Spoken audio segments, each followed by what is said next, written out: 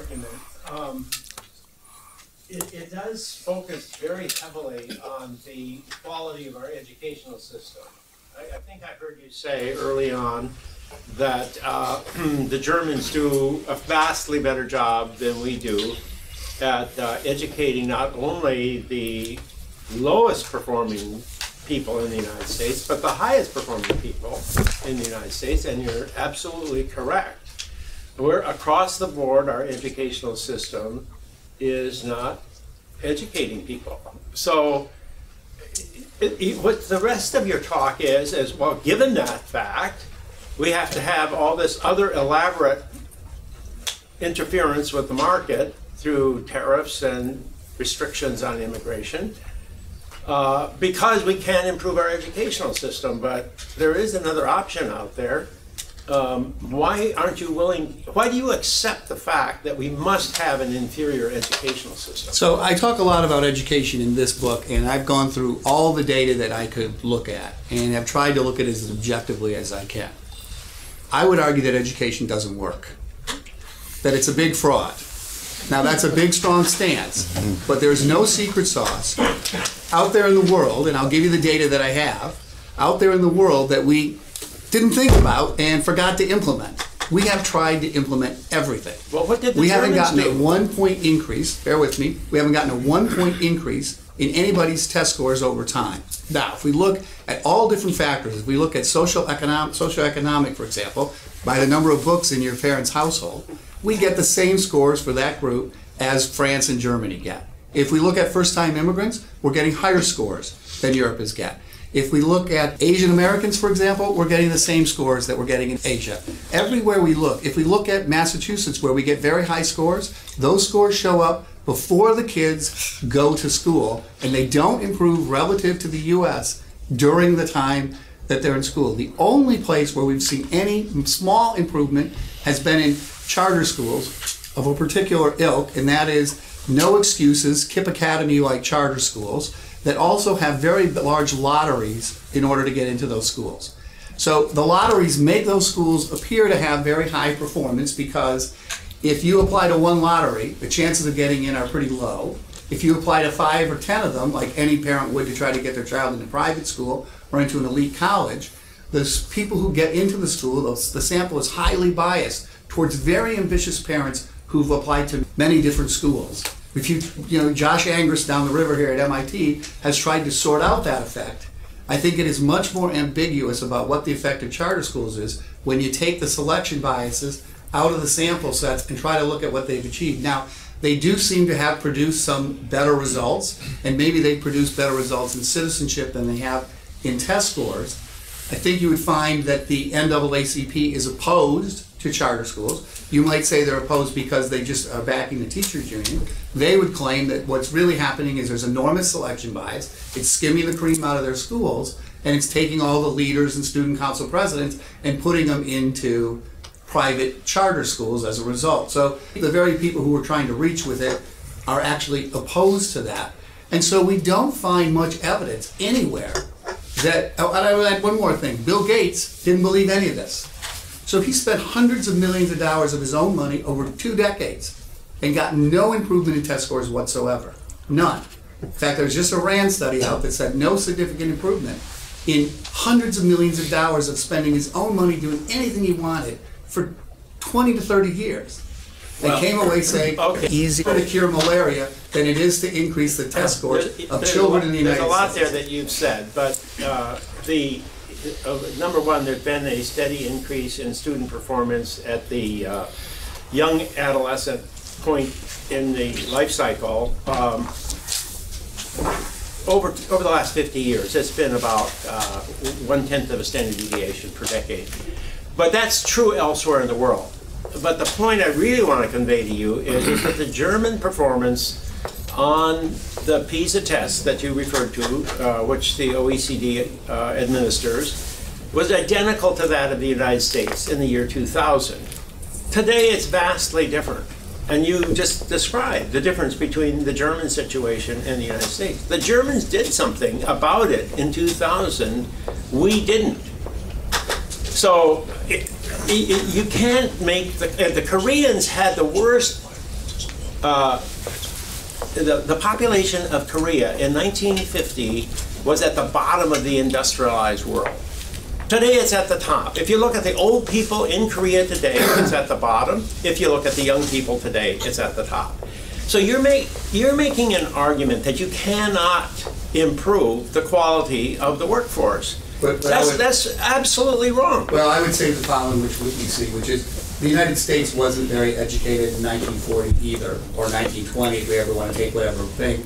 And we administered a lot of education. What we discovered were very talented people who weren't educated.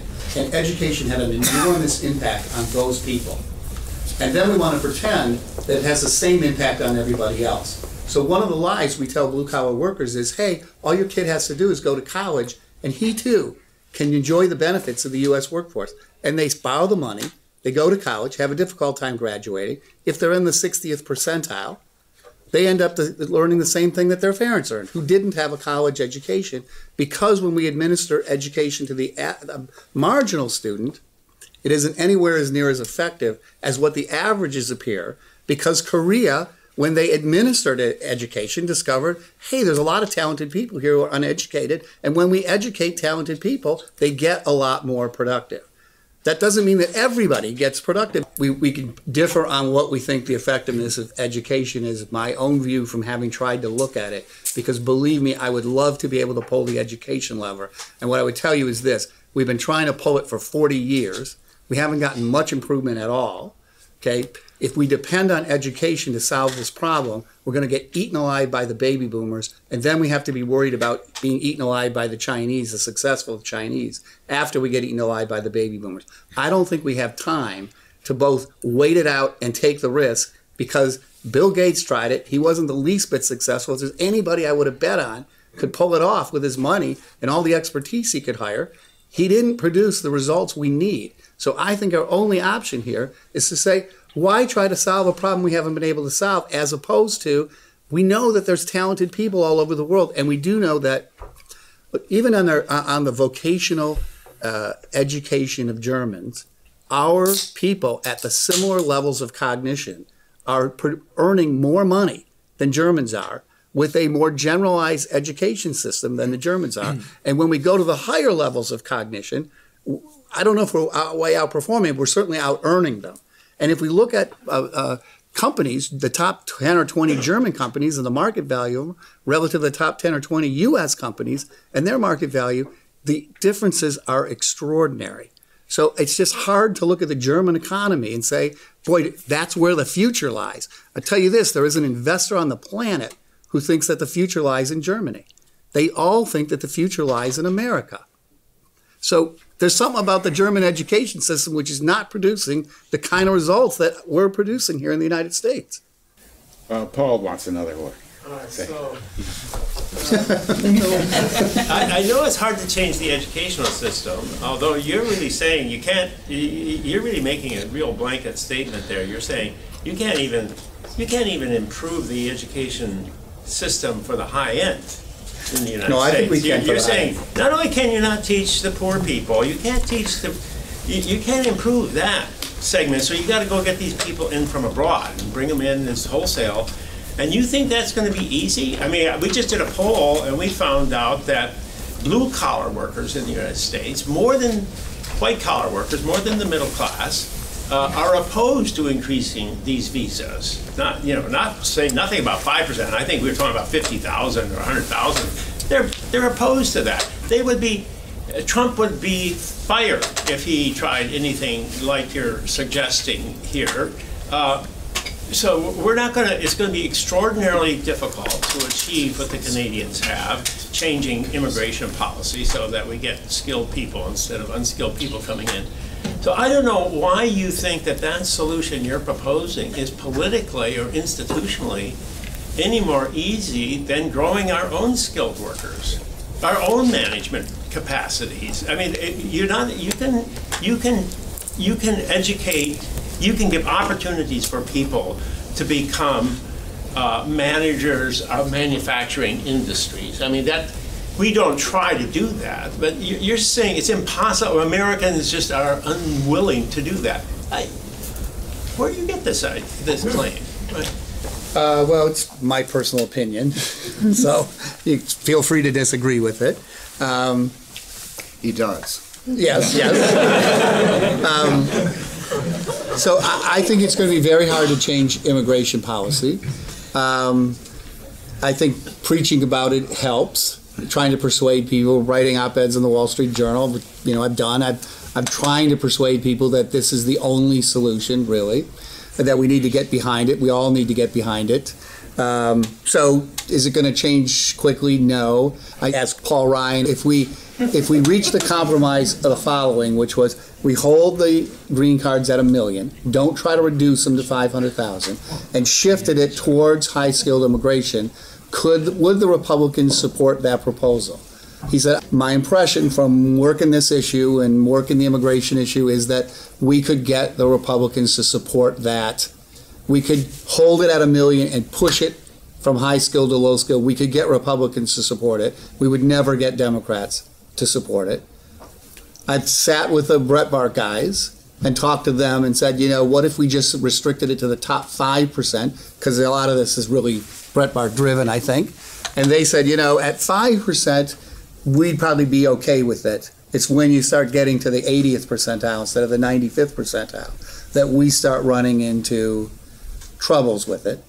Me, I'd probably bring in the 80th percentile guys myself, because, that'd be valuable too, but I don't think we can politically get away with it. So I've tried to spin, and then I think by saying, let's make it technical and not everything else, I think there's a lot of people in America that say, okay, technical doesn't really compete with me. I see why that could be useful. I've tried to make it as politically palatable as I can. Do I think it's easy? Heck no. Do I think it's the only solution? Yes. Do I think things might have to get a lot worse before people finally say, you know what, I'm going to capitulate to the only solution that's going to work? Yes. I think what we find is that, people really learn on the job, that it's on-the-job training that really increases the productivity. It's specialization, that we can take almost anybody at any skill level, and if they stay in that job and really get the right supervision, that they really can become very productive. They don't need to be great readers and great writers and great mathematicians to do it. I'll go on about the top. And that the key to doing that is, one, getting I think we should be jawboning the heck out of the most talented students, saying you have a moral obligation to serve your fellow man. You have to get the tedious training. You have to take the arduous jobs. You have to take the risks, the entrepreneurial risks to create the innovation. That anything less than that is unacceptable. We have a tremendous shortage of talent in the United States, and I think you professors at Harvard every day in your classes should be saying, shame on you, shame on you, shame on you, get to work, how are you serving your fellow man? Did you take accounting? Did you take marketing? Are you taking engineering? What do you know about economics? These are the lousy, what do you know about programming? And every guy in your class will be going, that's the last way I want to spend my life. Okay, I want to be thinking about Plato and Socrates and political science and these things. Some of them are. Some of them are. Some of them are. And where I would be tooling the highest skilled education is I would be saying on economics, you don't need to be doing that skill set at the back of the chapter. Sorry, Greg. Okay, because you're never going to do that. What you need is a deep conceptual understanding of economics. You need a deep conceptual understanding of statistics. Okay, my daughter's in the 10th grade, studying, pre-calc, x squared plus y squared cubed, I don't know what. I look at this stuff, I go, I made a career out of doing math, and I never did any math like that. I was doing spreadsheets and, little solve two equations and two unknowns and figure out what the shadow costs and the constraints were, which made me hundreds of millions of dollars because nobody else in the room could even see it, much less do it. And I think I learned it in the 7th grade. But that was about all the math. They aren't teaching calculus across the river at HBS. They've given up on it. They recognize it as a waste of time. So what you need, I think, are deep conceptual understandings of these fields. How does politics, political science really work? How does psychology really work? And then from there, it's all on the job training. And I think we should be persuading students that they have a moral obligation to go to work for their fellow man, as as largely as customers because they have lots of good intentions and they just won't deliver on them. But that deep conceptual understanding comes from Plato. Anyway, Catherine.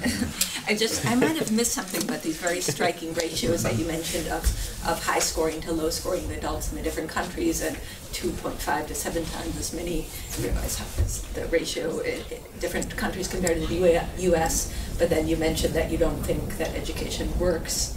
And so what do you think explains these huge differences? It seems you've mentioned somewhat just inborn cognitive ability, but that couldn't explain such big differences. I didn't say that, but yeah, and then you mentioned books in the home, so what do you think is going on? well, I only said this is the data, right? It is what it is. I didn't try to explain it. I'd say I'm in economics. I'm not in whatever field is going to explain it. So I just go, it is what it is, and let's just deal with it. You're saying that high-skilled immigration is the only solution, which I think is I think the alternative is education, and my own view is we've been trying it for 50 years, and when we applied it to an uneducated group, we found a lot of talented people that got a lot more productive when they were educated. We saturated. We haven't been very successful. I do think there's a lot of retooling of education that we might be able to do. I would say as currently administered, it's not producing results. Do I envision ways we could change it? Yes. Are we been successful changing it? No. Can we wait around for it to improve? I say no. But other people can have a very different point of view on that. So my own self have been led to, okay, how else can we solve the problem? I think high-skilled immigration is where I go. Do you bang into tough political problems? Heck yeah, that's why we haven't solved it. But I think that's easier to solve, and actually is actually more. It will actually solve the problem if we could solve that problem.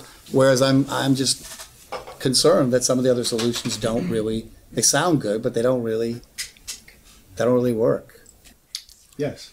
I'm wondering if you and he are maybe talking about similar problems or similar solutions. Because I mean, one solution to the education problem would be to bring in high-skilled workers to do that.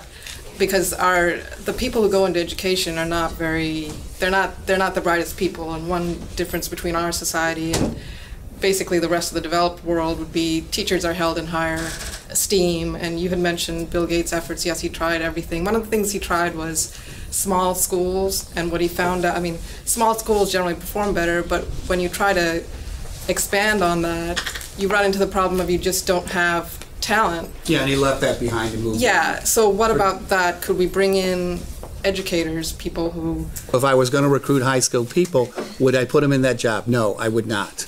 Okay, I would put them... I think the free market has to work in a certain way to allocate the resources. A lot of those resources are going to end up increasing the productivity of high-skilled workers, because that's where the money is. And if we put enough supply in there, we'll have more of them left over to start managing lower skilled workers than we're managing today. And so I think what you'd start to see if that happens is a whole lot less guys cutting lawns out in the Hamptons and actually doing something that's they can earn a higher wage and have a higher productivity and actually increase the wages of the rest of the blue collar workers they're competing against, instead of pulling the wage down to the marginal product of labor, which is a neglected blue-collar worker. Hey, go out there unsupervised and, work, because we don't have time to supervise you, but you're here, you're going to work, so get to work. Meanwhile, we'll get back to work programming our computers. Yes. Right. So in a slightly different direction, although I think this is a very interesting and important question, exempt from your description of the different drivers of inequality, was that which stems from investment income as opposed to labor income. It seemed that much of your discussion focused on labor income and sort of the inequalities that are included in that realm. How would inequality that stems from differences in investment income and the rates of growth of those kinds of income sort of fit into your narrative around inequality and management? So this is deep waters. I know. And I'm looking over at one eye on Greg over there. The question can be, why doesn't labor capture the value of these high-skilled opportunities? I'm not sure I'm going to be able to give the definitive answer here, because we'll be a little off track of what we can learn from populism. But I would say this. The way economics assumes the following, which is there's an opportunity, and you go to work on it, and I go to work on it, and he goes to work on it. We all compete with each other, and the profits largely end up in the pockets of the customer, not in the pockets of investors. And that the reason why they end up in the pockets of investors is because I have some economy of scale that you don't have, which puts an extra dollar in my pocket. But many investors end up earning the cost of capital at best, maybe even less. And a small number end up earning profits because they have real competitive advantages that can't be duplicated by other workers. But there's competition, which is kind of driving us all to equilibrium. I'm going to say something, Greg, and I'm looking your way to have you tell me this is silly. In this world where we've opened this window into information opportunities, and there's a shortage of talent, what we find is lots of opportunity and nobody to take advantage of them. So I go and do something clever over here, and you go do something clever over there. And there's a lot of little niches, and you're making money in your niche, and I'm making money in my niche. And I may look over at your niche and say, hey, I could make money over there by competing with you, but I can't hire any talent to go over there. I'm having a hard enough time getting talent in my sector, defending my space, capitalizing on my opportunities. And so when you have more opportunities than you have talent to fulfill them, we're all off on different niches, not really competing with each other. And so we see the profits go up, bear with me for a second, and the talent, the GDP shift towards capital, if you will, and away from labor. Now, why doesn't the talent capture it? Because I think of a couple of reasons. Let's think of, Google, partially it's a monopoly, right? But part of it is if you're at the technological frontier, every talented person wants to work at the technological frontier for a number of reasons. One, it's a lot more interesting there. Two, your colleagues are a lot more interesting there. You're also working in San Francisco or Boston or New York or LA or one of those places. You also have a real opportunity to learn something valuable that you can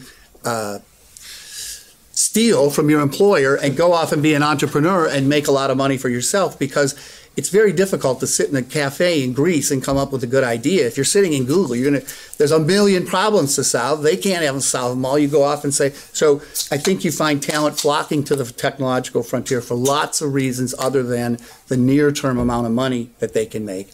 And there's so much institutional capabilities in these companies. Just the community of experts and the synergy that you get from that, the ability to manage large companies, the management talent, they're independent of any one person. So you can leave and they don't care. A little differently. What I meant was that from what I've read, much of the inequality that has grown in this country over the last 20, 30, 40, maybe 50 years stems from the fact that those at the upper end of the income distribution are deriving increasing percentages of their wealth not from their labor, but rather from pre-existing investments in real estate and the financial markets, and that the rate of growth of their income that comes from these sources is exceeding the rate of growth of income that anybody is really getting in the labor markets, regardless of what end of the labor market they're on, whether it's high-skilled, medium-skilled, or low-skilled. Well, so I would have said two things on that. I think, Jem, if you looked at like the Forbes 400, for example, I think people would agree that it's increasingly being dominated by or shifting towards entrepreneurs, not heirs. That even though Bill Gates got a lot of money by owning Microsoft, how much of that is really his founder, what he created by working, as opposed to the investment that he made in Microsoft. So there's a blurring of what is capital income and what is, and the idea that it's Bill Gates and it was his skill, it's a little silly, but what it really is a large pool of risk takers and a small amount of success bubbling up from that pool. And if you were to step back and look at the bigger pool, and we can't really do that, but we can look at the returns to venture capital, for example, they're not so great. But when you find the one guy in the pool that succeeded, they're phenomenal. And so I think when you look at the distribution of income, I think when you get to the top 5%, even the 95th to the 99th, yes, they've grown faster than the median has. It hasn't grown a lot faster, but there's definitely a return to skill. What you really find is it's the 0.01% that's really taken off, not even the 1%, but the 0.01%. This book talks a lot about that.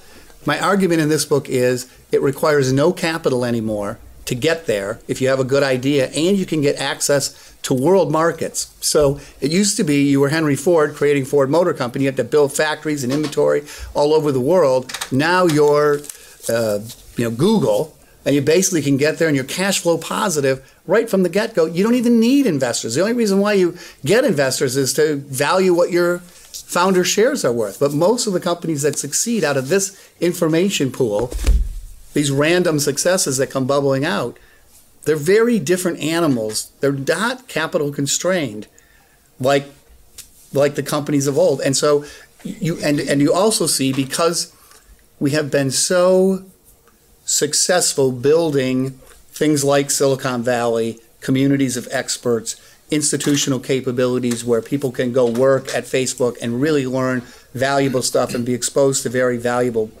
problems. And there's a support structure there where you can assemble a management team and get experts, and there's a venture capital community that has some inside knowledge about how to invest versus trying to invest from, say, New York City, which you don't really know what's going on in the technology. All of that comes together to vastly increase the productivity and the payoffs and the probability of success for people who work in Silicon Valley, for example. And what you see is a whole lot more risk-taking and a whole lot more success because, for example, we're creating 7 times as many billion-dollar unicorn startups than our counterparts are in Europe. Why is that? Because the expected value, the risk, the likelihood of succeeding and the value of the success when you get there is better here than it is there. And you see a lot more risk-taking here. And so you're going to see what these guys are. Bill Gates is basically a corporation in a sense. So even though he's an individual and he didn't need a whole bunch of public investors to get there, I mean, he's eventually sold his stock along the way, and that's why we have public investors. You see these individuals that basically are companies. And I think the whole U.S. economy was smaller than the Chinese economies today in 1965. There's been a huge increase in the size of the economy. So what you see is the size of Ford Motor Company relative to the median worker, the size of an entrepreneur who scales to economy-wide success relative to a school teacher who's limited by the number of students he or she can teach, or a doctor by the number of patients. The successes are going to get bigger and bigger relative to the median, and we're going to see more income inequality. Now, if you need $1 gazillion of capital to get there, then you're going to bring a whole lot of investors along with you. But today, what we're seeing is you can scale all the way up and need no capital at all. You need talent, you need ideas to get there. So I think there's a lot of dynamics going on. No. I have a question. I want to comment in your reaction to your immigration proposal of tilting toward skilled immigrants. You know, whenever I think of immigration, I'm always reminded of this old line from Pat Paulson, the comedian who used to run for president every 4 years. And one of his lines was, every problem we face in the United States today can be traced to an unenlightened immigration policy and a part of the American Indian. Which I think was to remind us that most of us are descendants of immigrants. I was wondering, when you think about sort of tilting the immigration towards the skilled immigrants and away from the unskilled immigrants, what moral obligation do you think we face toward the unskilled immigrants? Because when an unskilled immigrant comes to the United States, by far the person who's most deeply affected is the immigrant, not any American. So do we have any, does that enter your calculus in terms of thinking about? You know, I do talk about our moral obligation in this book. So I think, as I said before, we are the lucky recipients of the randomly distributed talent. I think our talent belongs to mankind. It doesn't really belong to us. And that we have a moral obligation to put it to use largely by serving our fellow man as customers. So I think we have lots of good intentions and we don't follow through on them, and then we get to work serving them as customers. So I do think we have moral obligations. I think the question is, to what extent do they extend beyond the borders? I do believe that there's a little bit of a Groundhog Day issue, which is when you make the problem bigger and bigger and bigger, you realize that it's actually unsolvable, and that what you really have to do is say, I have to look inward at myself and say it's my behavior and what I do that matters. I can't really go out there and solve everything in the world. So what I have to do is I have to get the training. I have to take the arduous jobs. I have to take the risk. I have to produce the innovation that really moves the economy forward. That is the most productive use of my time. That is the way how I can help the most people. But I think there are two views. One view is our moral obligations don't stop at the border. I think we have to decide, are we Steve Miller said, are we going to be an economy with a country, or are we going to be a country with an economy? So I would say if we want to preserve free enterprise in America, we need to make the compromises that get us back in control of the GOP. Okay, we have, shockingly here, the blue-collar worker has taken control of the GOP. You think they would have taken control of the Democrats. So we can say, you know what, we're just going to continue on with our world obligation, which I believe we have. We can continue on in that path, and we're going to be pushed out of power, and whatever alternatives come as a result of that. Or we can say, you know what, some compromises need to be made. Maybe we need to restrict low-skill immigration so that the wages rise, or better yet, increase the amount of high-skilled people so we can change the ratio and help more low-skilled people. But I think we always have a decision here, which is, do we want to help more, or do we want to help fewer people more, or help more people less? I think we're at a point with the election of President Trump, when my partner Mitt ran, I argued every day that they didn't have the votes to get to 51%, and that he didn't have to be worried about being attacked from that side. And I think it's come to pass after 4, 5, 6, 8 more years of neglect that we're actually at the point now where we don't have a 51% majority of the GOP. So in adjudicating my moral responsibility, part of my moral responsibility, I think, is to get elected and actually control the policy, as opposed to just sitting around thinking about the policy, talking about the policy. We need to get in control of the policy so that we can put it to work. I don't know, between help more less or help less more, it's the same amount of helping spread a different way, I suppose, but help more with less, giving them less, has cost us control of the political agenda. So I don't know if that answers the question or not. It's morality is a tough thing. Following up on the question of what advocates of the free market can learn from populism, what practical advice would you give to free market leaning types in each party as to how to go about achieving what you've talked about in terms of the legitimacy of democratic capitalism and so forth? So I don't know that I have a great answer. I think I gave small answers and small solutions and big. My small solution was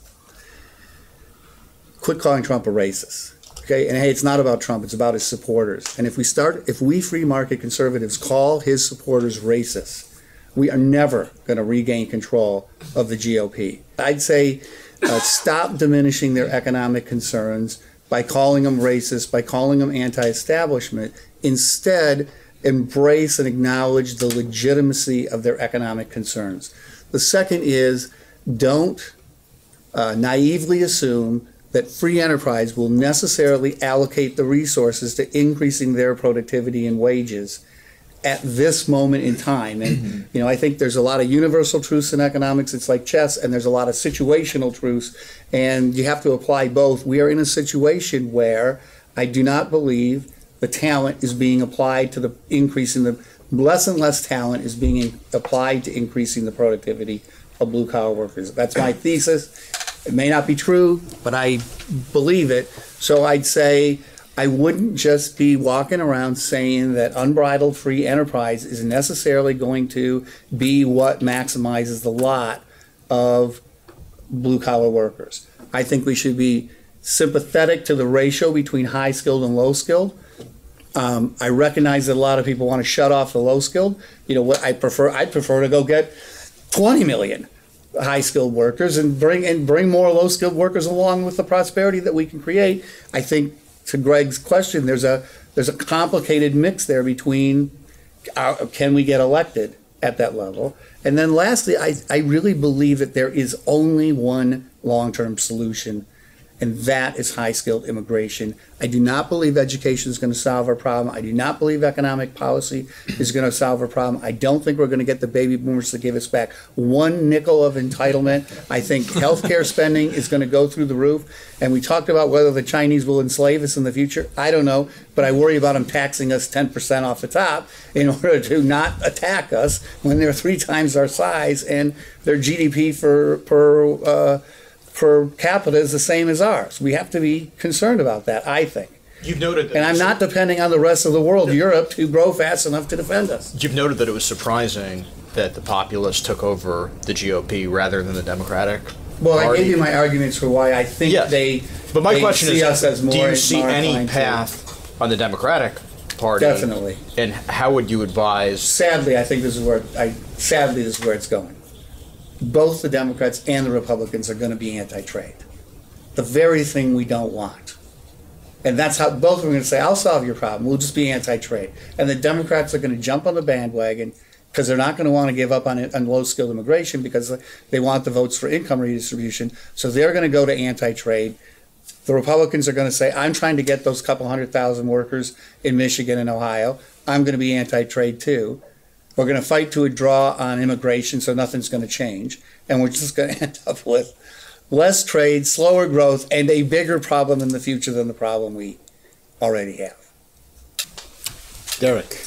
Yeah, I'm just struck by this fact that you pointed out that it looks like even though both parties, both Democrats and Republicans, are converging or beginning to converge on the same sorts of anti-trade policies, it still seems like that broad agreement hasn't, therefore, as a result, resulted in any kind of greater bipartisanship or greater coalition. And instead it looks like, of course, partisan tensions are higher than ever. So I wonder if the fact that that's the case might suggest that there are these cultural differences which remain primary. Between liberals and conservatives? Right. So in other words, I wonder how fundamental. I'm sure there are cultural differences. I think from the economic side of the mirror, I think of culture as being largely a byproduct of incentives, and that there's a positive feedback loop that then causes the culture to develop. I would say this, which is a little mathy. If you think about a curve, and optimal's at the top of the curve, and think of this: we're on a beach and we're both selling hot dogs, and nobody will walk an inch further than where our hot dog stand is. They're going to stand right next to each other in the middle of the beach, right? And as we're up here at optimal, each of us are sitting right in the middle, and it's a question of which way we think optimal lies. I think we think it lies that way, and the other group thinks it lies that way. So even though we're standing right next to each other, we have a 180-degree opposite view about where optimal is. I think it leads to a lot of tension, even though we're standing right next to each other, when you step back and look at the bigger picture. Why I think optimal lies this way and you think it lies that way? Well, part of the reason is I have a lot of money, so I think less taxes grow the economy faster, and that I got to create $5 of value for everybody else to put $1 in my pocket. So don't restrain me and let me go try to put $1 in my pocket, because I got to put 5 in everybody else's to put 1 in mine. Now, what worries me about that argument is the other $5 end up in a really talented person's pocket, not a blue-collar worker's pocket, because you guys haven't seen it yet, but I don't know anybody who's working in a business where their main mission is to increase the productivity of blue-collar workers. Almost everybody's working at McKinsey, Goldman Sachs, Google, and all of these things are largely aimed at how do you increase the productivity of the most productive workers. And they have almost no blue-collar workers in the companies, and where they have them, there's outsourcing. They're pushing them out of the companies into their own little Aramarks of the world. So they're not even getting, you get the Charles Murray coming apart. It's like, yeah, because we've pushed them out of our schools, we've pushed them out of our neighborhoods, we've pushed them out of our companies. We're not even working on their behalf anymore. That's the divide that's really occurring. And I think there are 2 ways to solve it. One is, and this is why I think a blue-collar worker ends up a Republican or a Democrat. I think a Republican blue-collar worker wants a wage increase. and resents redistribution. And I think a blue-collar Democrat wants redistribution and resents the fact that we say, no, we're going to, try to solve the problem through employment. So I think they perhaps have different objectives about what it is they're trying to accomplish. But I think if you believe that higher taxes slow growth, and therefore you want lower taxes for faster growth because it'll increase your wages, and you want a restriction in the supply of labor because that will increase your wages. You're all aimed at, I'm trying to get more money out of the work I do as opposed to getting money in a different way. But at the end of the day, I think everybody's largely trying to get more money. Not we have the luxury up here at the top to say, well, that's not what we're doing. We're thinking about wonderful thoughts that are interesting. But that's not what's going on for most people. They're trying to get the grocery bill paid. Yes. Touching on why the pre-Trump or kind of non-Trump GOP has been so reluctant to reduce low-skilled immigration, which and kind of focus maybe instead on high-skilled immigration. It seems like to some extent those things are connected, obviously. So you mentioned fear of being seen as racist, and clearly that's a factor. But I wonder, is it chiefly fear of being called racist, or is it actual attraction to a vision of equality of opportunity, a vision, I think, partly of Julian Simon and so many libertarian economists who favor open borders? Don't they think this is a fair and universal principle, and that it's unfair? I mean, this touches on what was talked about earlier. It's unfair to prefer people who happen to have been born here. It's fair to have a universal principle that just favors merit and opens the borders and, or more or less lets merit thrive. And that's a moral sentiment within the GOP. It's very strong, especially in the libertarian wing. And so that makes it harder to fight. Yeah, no, I think there's definitely an element of that in the GOP, and there's a libertarian element in the GOP to be sure. I guess I'd just say at whose expense. So yeah, we help a lot of people, but the question is at whose expense. And I guess I think of it kind of like this, which is the talented people are going to create a lot of GDP, a lot of value, if you will, and that's going to grow fairly quickly, and it's kind of unlimited potential, if you will. Then you have sort of everybody else, I'm simplifying, grossly simplifying, who, when you get down to the marginal product of labor in that group that's going to set their wages, okay, you're going to get a low-skilled person serving a low-skilled person, largely unsupervised by a high-skilled person. And I believe education's not very effective at making them more productive, although I do think we can try to persuade them not to get drunk the night before and show up for work on time. And there are things that will help them be a lot more successful, a lot more productive, take care of their children, things like that. But when they're largely left on their own, unsupervised, because we're not using our talent to help them, we're doing it to help ourselves, they'll get to whatever level they'll get to, and then there'll be some additional value that spills over or that comes from the value that's created by this group. But, water can be a lot more valuable than diamonds, but it doesn't have a high price because there's lots of it. The marginal product of labor and the wages that result from that and where the skill level will get pulled to in this pool if you open the borders. And so I think we look at this and say, we're not affected by it, and it's our moral responsibility to help them. So we feel great about it. And meanwhile, the guys who have taken over the GOP say, yeah, that's a wonderful luxury for you guys. But me, I'm trying to get more money for my children, and you're dragging me down to the marginal wage of an unskilled worker serving an unskilled worker. Thanks for nothing. And so they're rebelling against that very sentiment. But I get the logic of that. If you're not paying the price, it's a whole lot easier to endorse it. I mean, your argument in a way appeals to a kind of a noblesse oblige, almost a sort of somewhat aristocratic view of what the more talented people should be doing, how they should be thinking about the less talented people, and building a coalition that can rule the country in a way that makes us all prosper, hopefully. And the competing moral vision within the GOP is a sort of a universal egalitarian vision. And I wonder if it's hard in our time to fight a universal egalitarian vision with a noblesse oblige So I don't believe anybody's going to do it out of the kindness of their heart. I'm not holding my breath for that. That's why I just want to increase the supply of high-skilled workers. Because if we double it, triple it, quadruple it, the bigger we make it, the more we'll have. Because nobody gives a damn about, we all give a damn about everybody else, but at the end of the day, the alarm clock rings, we get up, we go to work, we try to provide for our family, we go home at night and we say, gosh, we got to help our fellow man tomorrow.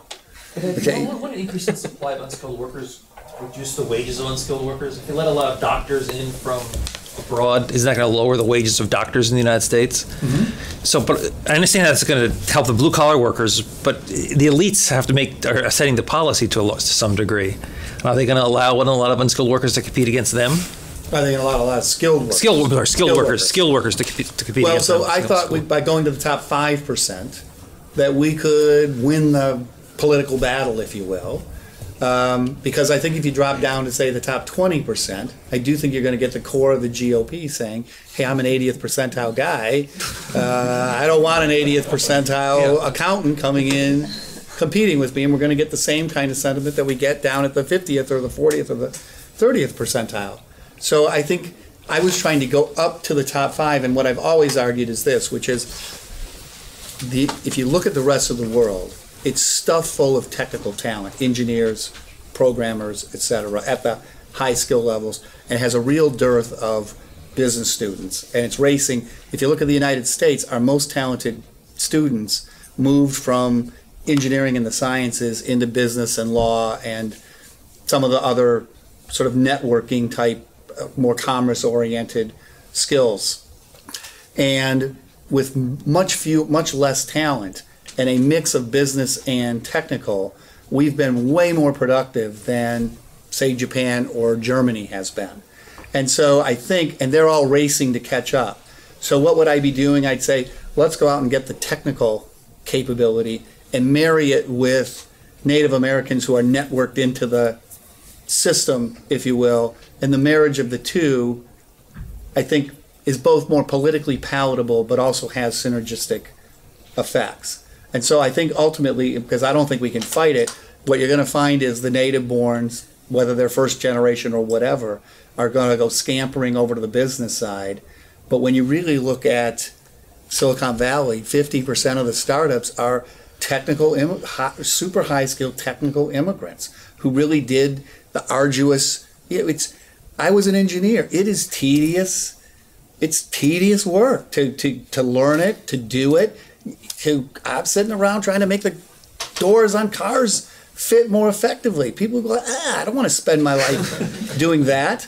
And when I went to engineering school at the University of Michigan, it was me and 20 guys from Pakistan. It was no Americans in that group. So, we're not going to persuade the Americans, oh, you should really go into the technical. They're going to do whatever they want to do, but they're going to say, you know what, I need a conceptual understanding of economics and a conceptual understanding of statistics, and I'll be at the top sort of managing the resources, if you will, which is critical, and we can bring in all that talent. And the ridiculous thing, by the way, is we're Skyping it all in right now. That's great, except we lose the demand for doctors, nurses, truck drivers, waiters and waitresses, you name it, school teachers. All of the demand that would create is being created in Romania. Meanwhile, it's sapping all the talent in the United States is over. We're sitting around thinking about how to make those guys more productive, not how to make Americans more productive, which is wonderful. But why don't we just, and what's happening is the company I'm sitting on is arbing the spread between Romanian real estate and Boston real estate.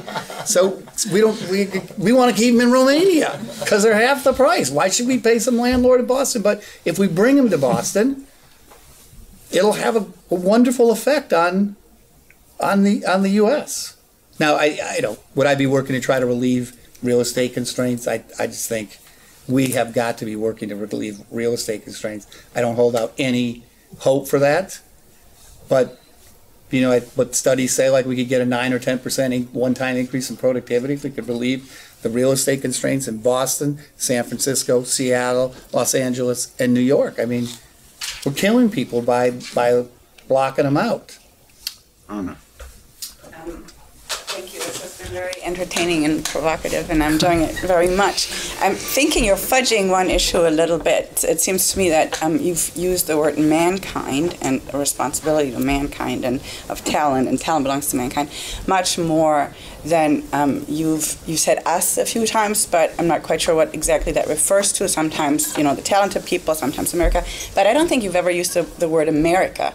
But aren't you much more a nationalist in a way than you are a mankind person? Because it seems like it comes down to that your worldview in the end is kind of ugly. Eat or get eaten, and Europe is going down the drain anyways. We can't do much for them, and we're going to have another superpower. So really, it's all about America first, right? Am I right in that this is basically what you're thinking, and you're not quite saying it? You're couching it in somewhat nicer, universal mankind language. Perhaps. I don't like to think of it that way, but perhaps that is what I'm saying. But I guess I would have thought this, which is, when you take a talented person and put them into the American institutions, they're probably 2 to 5 times more productive than anywhere else in the world.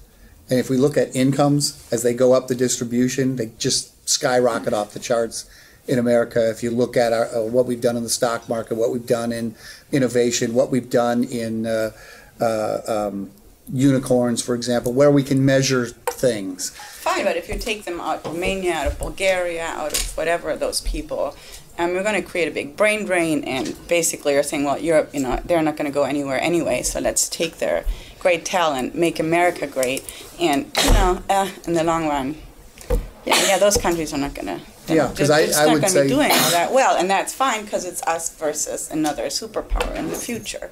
I'm just trying to see whether I would have thought Romania would be better off if we're stronger. Is what I would have said. Pardon me? I would have thought that Romania would be better off if America is stronger. That when we get here 50 years from now, and so I guess I understand what you're saying, but I think it's a spectrum, and we're both kind of maybe here and here as opposed to here and here. So there's enormous spillover from what the talented people do to the benefit for other skill levels and the rest of the world.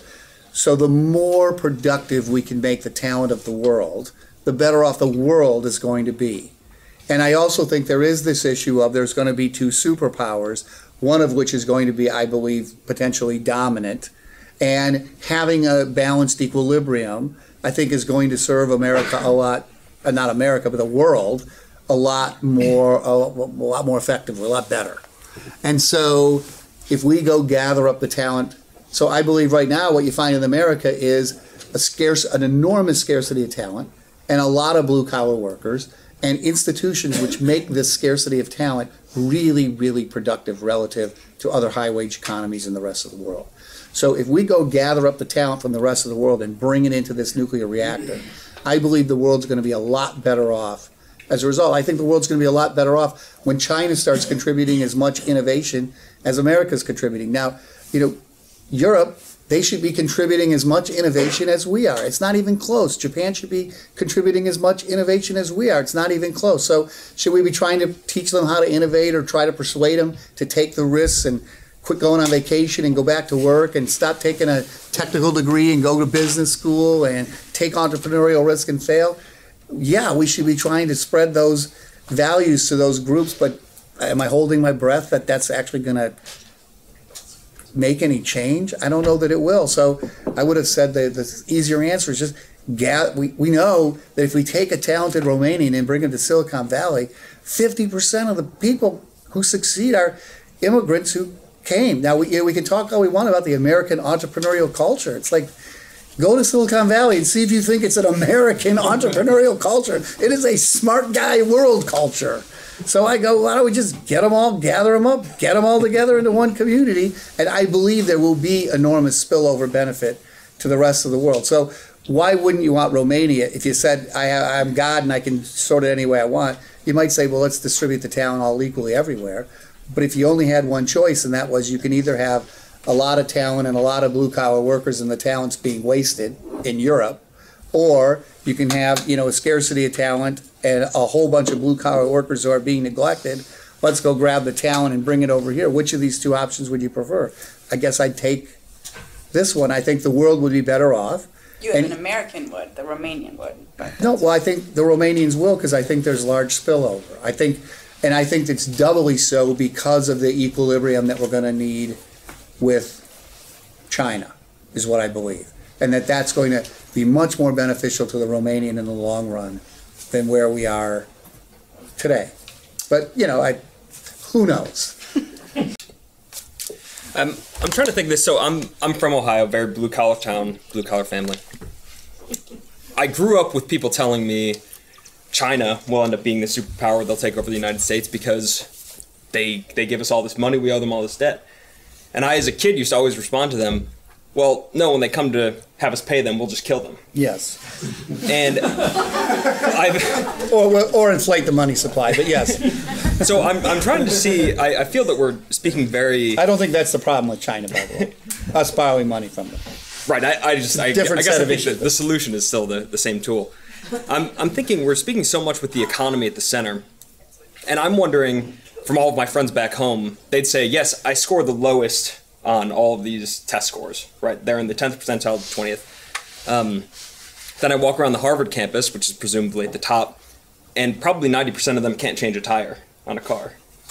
And so I'm wondering if part of the Trump response and their ability to take over the GOP is saying that their skills that they have, which may be changing a tire and also, putting a bolt in somebody's head from several hundred meters away, right? That those skills are being undervalued right now because we have too much of the economy focused. But if you open this up to foreign policy too, I'm trying to see how it would fit in to bring in a bunch of highly skilled immigrants, whereas couldn't we just go take what we want from other countries? Ex-military here. Do we want to take whatever we want from other countries? We're back to our moral obligations, I suppose. Let's see, I don't worry about borrowing money from the Chinese because I think we can inflate the money supply and, we could kill them if we had to at the current moment. I guess I worry that as time unfolds, they just have 1 billion smart, hardworking guys, and they're going to get to the same GDP per capita as we do, and they're going to be 3 times bigger than we are. And do they face a lot of risks and things along the way that might cause them to fail? Sure. But should we be counting on their failure? No. So I think we should envision a world where our children 50 years from now are living in a world where there's a superpower that's 3 times our size. So if I were trying to think about that world, I'd look at a couple things. One thing I'd do is I'd say, I think we were a little bit naive about putting all of our production in China and priming that pump. And because they were willing to loan us a lot of money so they could run up big trade surpluses and we could run up big trade deficits, and they had $3 an hour labor and they had really very capable, hardworking workforce. Should we have just concentrated all of our production in China? Shouldn't we have spread it out over Southeast Asia, for example, and other countries around the world that we could kill if we had to? I think we're going to get to the point where we can't actually kill China. We probably are already at the point we couldn't kill them if we wanted to. We could blow up the world, I suppose. And we probably are getting to a point where, aside from blowing up the world, they're going to be able to do more damage to us than they're going to be more threatening to us than we are to them. So it's all sort of shadow pricing at the margin, weird stuff. But I would have spread the production out over a broader area. So ironically, if we jawbone everybody and say, you really ought to take your production out of China for the sake of our children and move it all over the place to places where we can actually kill people, like blah, blah, blah, nothing's ever going to happen. The way you're going to do that is put tariffs on China, and everybody's going to move out of China to the rest of the world. So if you really want to solve the national security threat, I think you have to put big tariffs on China that move the production away to other countries. If we were to restrict the supply of labor in the United States and drive up wages but kept trade free, we'd be moving everything we possibly could out of the country. So who's going to pick the peaches? Guys in Peru are going to grow the peaches and pick them, because we're not going to let the marginal product of low-skilled labor get so low that we can afford to pick peaches. We're going to make it $50, $75 an hour, so that when you plant those hedges in your backyard, when really, that's $100 an hour. not $15 an hour to cut those hedges. That's $150 or $100 an hour. So is our economy going to be smaller? It would be. Would it grow more slowly? Yes. But what we would also be doing is taking as much of it as we possibly could and moving it to low-wage areas. Where would we move it? A lot of it to Mexico. And we would have to look at Mexico and say, we have to manage that as a management problem, as a strategic issue for the United States. We have to think about how they employ their people and how they govern their state and what influence we can have over it and how they educate their people. But we would be thinking, I'm sure we are thinking strategically about Mexico, that would be my solution to how to try to solve the, and by, me, I wouldn't be spending a nickel on defense along the way. I'd be saying, is this an existential threat? No. What the heck are we doing in the Middle East wasting our money when we're going to have to fight the big fight 30 years from now? We better be careful about how we expend resources between here and there. Everything should be aimed at increasing our growth rate. Is that increasing our growth rate, or are we just screwing around there? I mean, I look and say, we have successes and failure in the Middle East. What impact does it have on the stock market? Zero. Okay, you look at the volatility index when things happen in the Middle East, zero. The investors' view of the world of how important the Middle East is to us, zero. Is it more important than that? Probably. But would I be spending my resources over there while I was worrying about what's really going to kill my children? I mean, all I care about is what's the world going to look like for my children in 50 years? And we've talked about global warming last night, but I have this view that before global warming gets us, artificial intelligence is going to get us. Before artificial intelligence gets us, designer biology is going to get us. Before designer biology gets us, the Chinese are going to get us. And before the Chinese get us, the baby boomers are going to eat us alive. So maybe we don't need to be working on 4 degrees of warming. Maybe we got a lot of issues between here and there that are going to get us, that we ought to be thinking about how do we manage it. Yes. Thank you. I have 2 questions for you. Number one is that it seems to me that you are challenging the argument that the free market benefit everybody.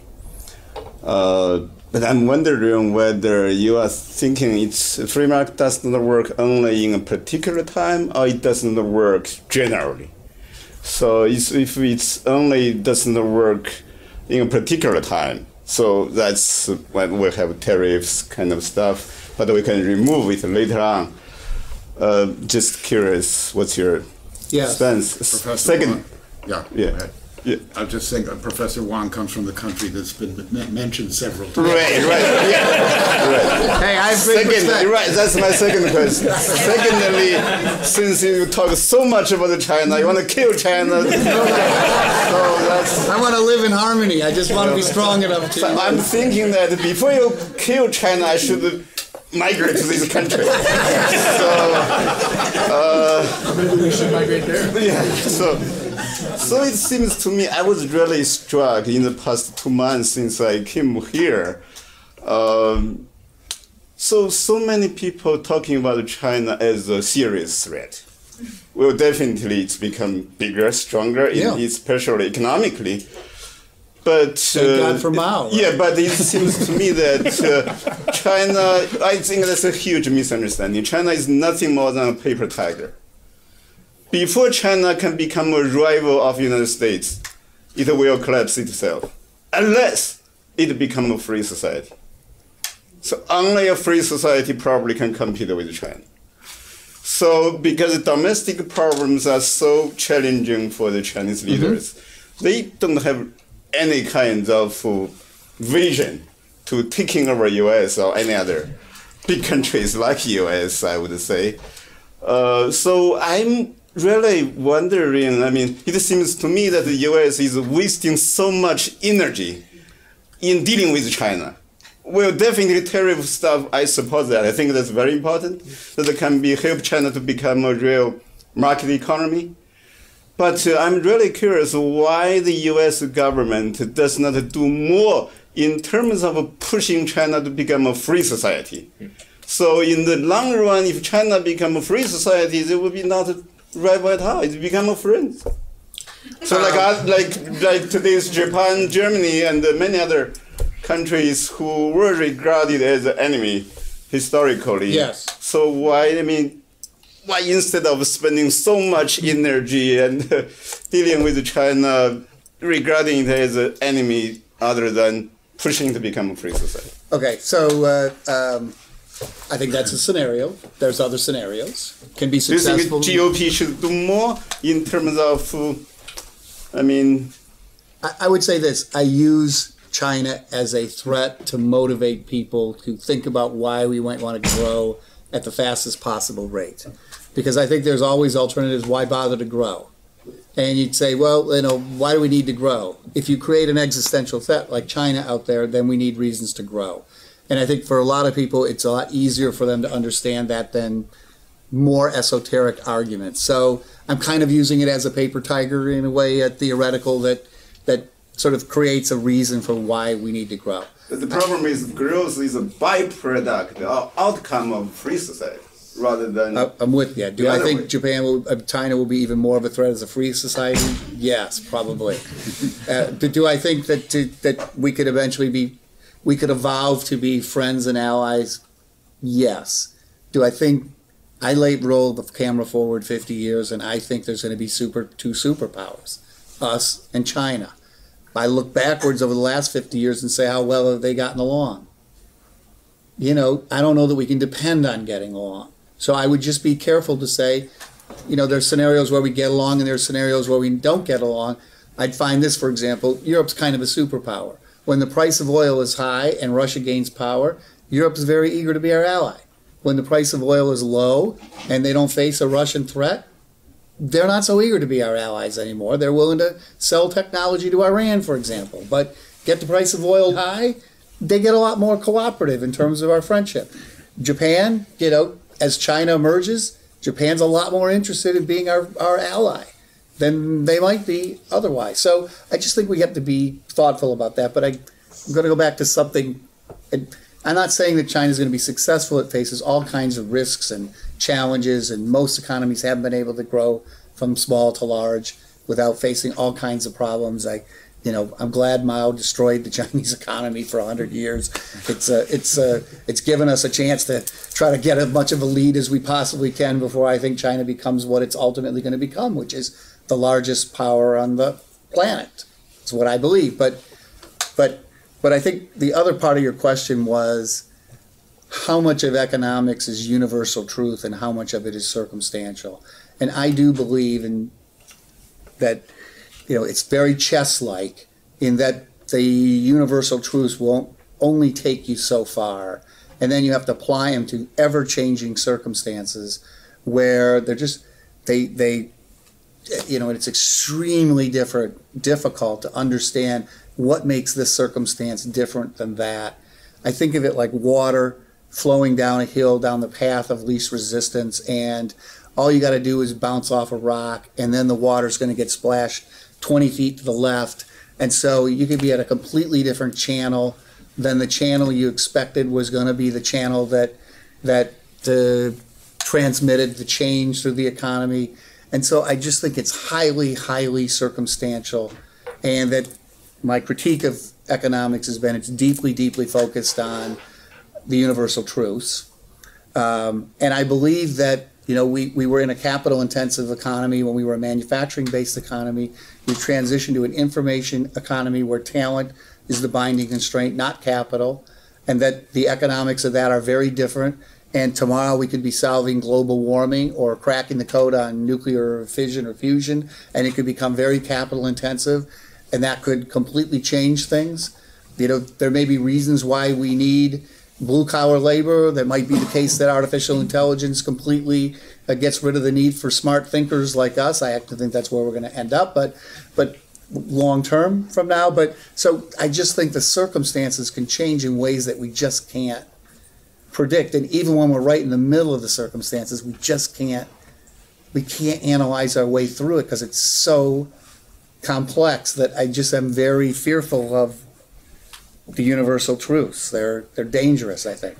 They're critical, but gosh, I just think they can get misapplied.